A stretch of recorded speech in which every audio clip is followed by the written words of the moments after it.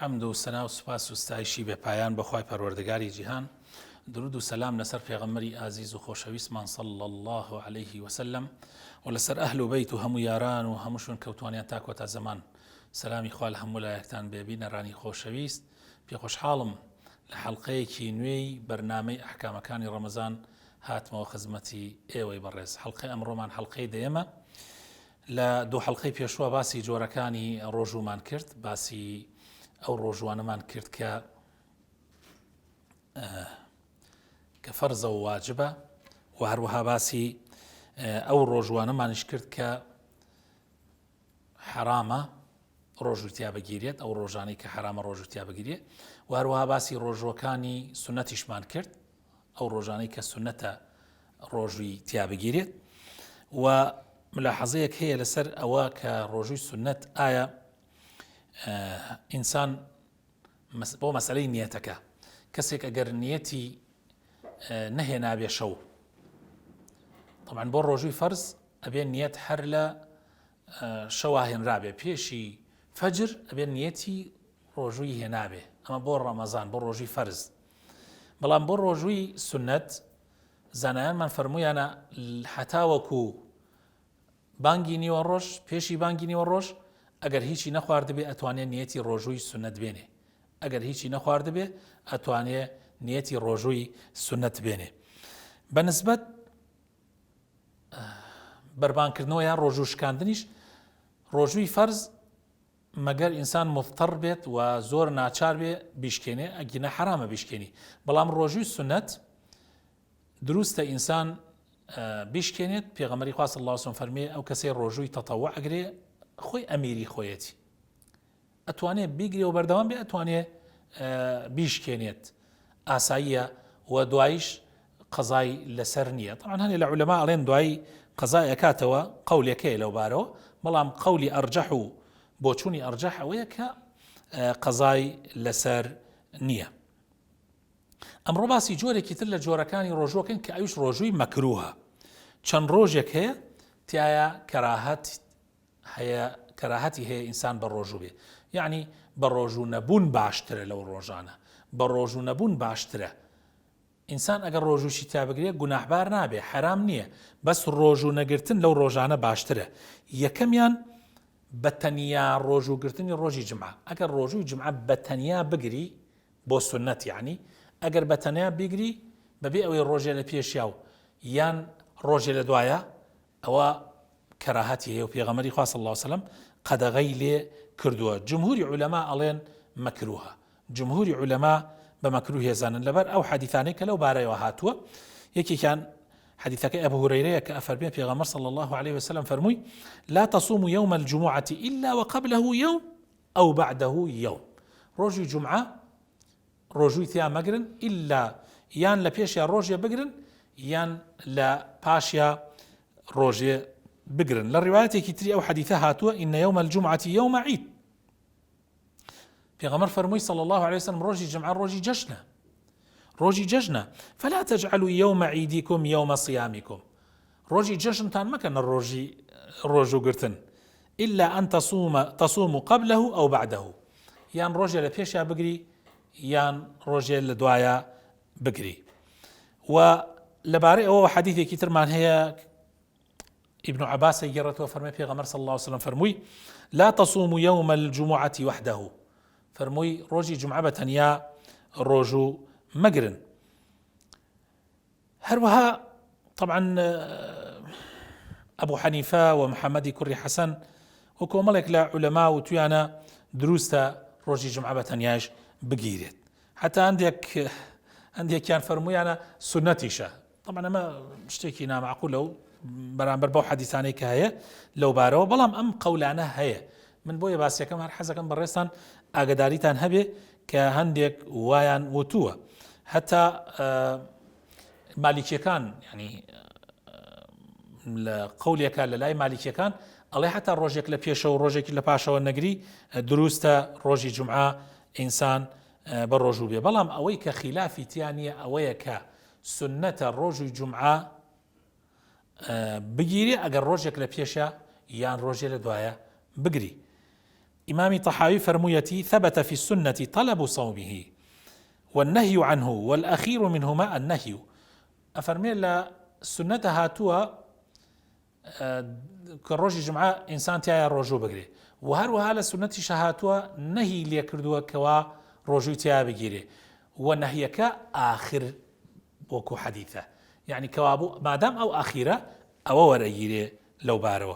وأبو يوسف تلميذي يعني تلبي إمام أبو حنيفة فرمي جاء حديث في كراهة صومه حديث هاتوا لسرويك قد غي كردو الروجي جمعة بتنيا بجيري إلا أن يصوم قبله أو بعده يعني روجي لبيشا بقري يعني روجي لدوايا بقري بويا احتياط وايا كتو روجيك لباشا لبيشا يعني روجي لدوايا بقري بتنيا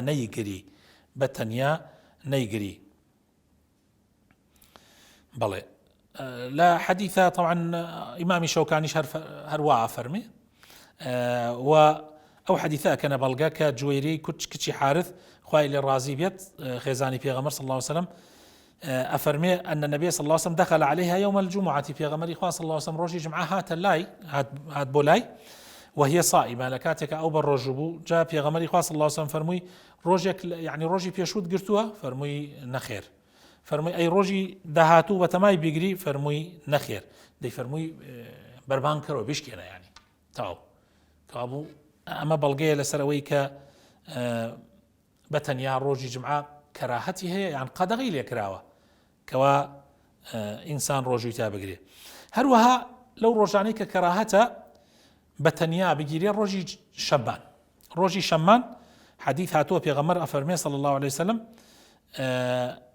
لا تصوم يوم السبت إلا فيما افترض عليكم فرمي روجي شما مقرن إلا لفرزان به فإن لم يجد أحدكم إلا لحاء عنبة أو عود شجرة فليمضخه أقر حيش الدس نكوت تريك نبي يعني توكلا تريك نبي يعني لقي داريك نبي بيمجة يعني بيجاوة روجوكت يعني روجي شمام مقره بكرديك يعني ما يقرأ في غمر إخوة صلى الله عليه وسلم قد غي كورة طبعا لبر أوي چونك روجي شمان جولك بقوري زاني بويا نابي مسلمان روجي شمان بتنيا بقورة بزاني بلام أقر روجي بيشا يعني روجي جمعي لقلا بقري يعني روجي يكشمي لقلا بقري آسهية والله أعلم. هروها روجي يكشمش كراهتي إنسان بالرجوبة إمام أبو حنيفة إمام شافعي فرميانا أجر كسي الروجي عفوا يكشما بعمدي بيجريت يعني وكبلي تعيبات روجي يكشما دانا بو روجو قرتن أو مكروها إلا مجر روجوية كي تعيبتي خوي هبو مثلا روجنا روجي يعني روجي كي تعيبتي خوي هبو داينابو قينا أجر يكشما شي بربكوي بس تعيبت يكشما بقري بتنيا كراهتي هي. وابن عابدين فرميتي أجر يكشما بيكو بقري أو أن تشبهها بيهود ونتشبهها بالنصارى نجو لكون النصارى هرجيان بيكو نقرد بويا هرجي بيكو بقري دروسته جمعة ججني مسلمانا نبويا كراهتي بتنا بجيري يكشما يهود بقوري أزانا يكشمش جولك بقوري أنزانيوه بويا بتنيا قرتني أمانة باشنية بلام أجر روجين بيشي روجي باشي يعني روجي باشي بقري آسايا والله أعلم هيج كيشيكي تيانية. هروها لو روجاني كراهتي هي روجي وصال يعني دو روج بدم يكوا دو روج بارشيو نكي أمرود قرتوا يوارا بارشيو ناكي بروجي دهاتوشي لقلا أقريتوا ببيعوي لبين حيج إنك به دو روج بدم يكوا بالروجوي أو كراهتي لها وباشنية وفي غمري خاص الله وسلم خوي أوي كردوا بلام فرميتي ايوه ميكن لبروي ناتوانا من خوي تعالى خوي تيرمكا خوي تيونيتي مشكينه خوي برسيتي مشكينه ايوه ميكن بلام زانایان من وتویانا هر کسیک اگر ویستی هتا پارشيو بقري اسايه لبروي في غمري خاص الله وسلم فرمي لحديثي صحيحه فايكم اذا اراد ان يواصل فليواصل حتى السحر فرمي اگر کسیک هر حسكا بردوام به بعد تا پارشيو بردوام به يعني روجك اقري لبارشيو بو بارشيو لبارشيو بو بارشيو بلام اما طبعا لقال سنة ناقنجي اما لقال سنة ناقنجي حتى امشيان دروسته بس لقال سنة ناقنجي شكو السنة وايا انسان يوارا زو بربان كاتوا زوو بەربانکردنەوە دلیلی خەیریەتی ئومەتە. پێغەمبەری خوا صلی الله علیه و سلم فەرمووی بەردەوام ئومەتەکەم لە خێرایە تاوەکو بەربان زوو بکەنەوە. کەوابوو زوو بەربانکردنەوە سونەتە، ئینسان ئەگەر تاهینی نەکا باشە ئەو سونەتانە نەکات، یعنی ئەو شێوازە ڕۆژوانە نەگرێ باشە.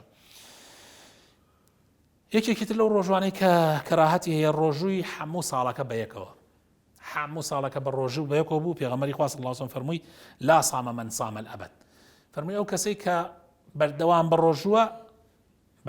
ڕۆژووە ئەوە وەکە وایە ڕۆژووی نەگرت بێ. هەر کەسێ بە بەردەوامی بە ڕۆژوو بێ وەک ئەوە وایە ڕۆژووی نەگرت بێ.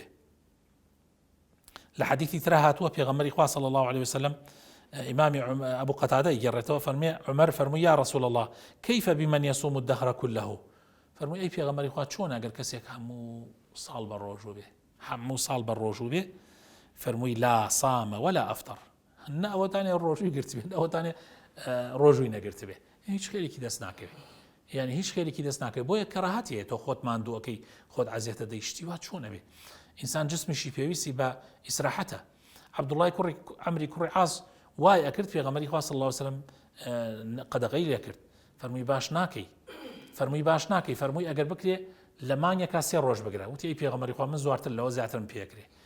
پێغەمبەری خوا صلی الله علیه و سلم دەی هێنای لەگەڵیا تا لە ئەخیرا فەرمووی دەی ڕۆژێ بگرە و ڕۆژێ مەگرە، ئەوە سیامی داوودە، لەوە باشتر نییە نەک هەموو ژیانت بە ڕۆژووی. جا خۆی ئەفەرمێ خۆزگایە من ڕوخسەتەکەی پێغەمبەر بۆ بگرتایە کاتێک تەمەنی گەورە بوو، ئەفەرمی خۆزگای من ڕوخسەتەکەی پێغەمبەر بۆ بگرتایە کە لە مانگێکا 3 ڕۆژم بگرتایە، بەس تازە وعدم دا و ڕۆژێکم دانا بۆ خۆم، کاتێ پیر بوو زۆر لەسەری قورس بوو نەی ئەتوانی، خۆزگای ئەخواست کە وای نەکردایە، کەوابوو هەموو ڕۆژێ بە ڕۆژیبی شتێکی باش نییە وە کەراهەتی هەیە وەکەوە وایە ڕۆژوت نەگرت بێەوە ئەمجا عەزیەتی خۆت شەدەی تەمەن جەستەیش حەقی هەیە بەسەر ئینسانەوە، چاوەکانت حەقی هەیە بەسەرتەوە، کاکە میوانەکەت حەقی هەیە بەسەرتەوە. ئەیوانە پێغەمبەری خوا صلی الله علیه و سلم وایە عەبدوڵڵای وت فەرمووی چاوەکانت کە زەعیفە بێ بە ڕۆژوو حەقیان هەیە بەسەرتەوە، میوانەکەت ئەی خێزانەکەت ئەی ئەگەر تو بەردەوام بە ڕۆژوو بیا ئەبێ ژنت نەبێ یان ئەبێ ژنەکەت ئیهمالکەی.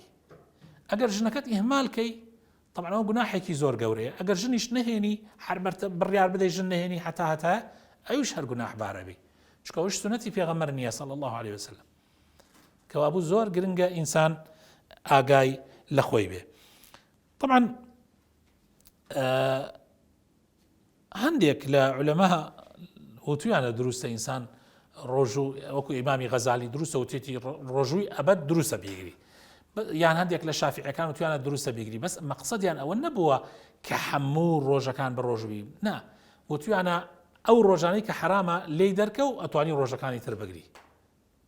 دیارە ئەمە دروستە، بەڵام لەگەڵ ئەوەیە وەکو باسمان کرد کەراهەتی هەیە، چونکە ئەگەر باش بوایە پێغەمبەری خوا صلی الله علیه و سلم وا نەسیحەتی عەبدوڵڵای کوڕی عەمری کوڕی عاسی ئەکرد، وا نەسیحەتی کرد، ئەی فەرموو وا بکە ئەوەی بە باشە زانی. دیارە پێغەمبەری خوا صلی الله علیه و سلم بە باشی نەزانیوە، ئیتر ئێمە بۆ هەڵسین بە باشی بزانین، بۆ لە خۆمانەوە شتێک بە باش بزانین لە کاتێکە کە پێغەمبەری خوا بە باشی نەزانیوە. ئەم مەسئلە زۆر گرنگە، زۆر حەقە لەسەری هەڵوەستە بکەین، یعنی حەقە گشتمان بزانین هەر شتێک باش بێ خوا و پێغەمبەری خوا بۆمانیان ڕوون کردوێتەوە و باشەکان پێمان پیشان داوە، هەر شتێک خوا و پێغەمبەری خوا بە باشیان نەزانی بێ ئەیتر ئێمە بۆ بە باشی بزانین، یان قەدەغەیان لێ کرد بێ ئەیتر ئێمە بۆ بە باشی بزانین، کەوابوو باشتر وایە ئینسان لەسەر سنەتی پێغەمبەری خوا بچێ صلی الله عليه وسلم، و ئەوەش سنەتی پێغەمبەری خوایە صلی الله عليه وسلم.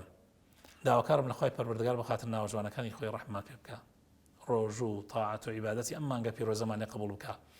یا ڕەبی خوایە شارەزامان بکەی لە دینەکەت، یا ڕەبی خوایە لەو کەسانەمان بگەڕی کە پابند ئەبن بە شەریعەتەکەتەوە بە سنەتەکانی پێغەمبەرەکەتەوە صلی الله عليه وسلم.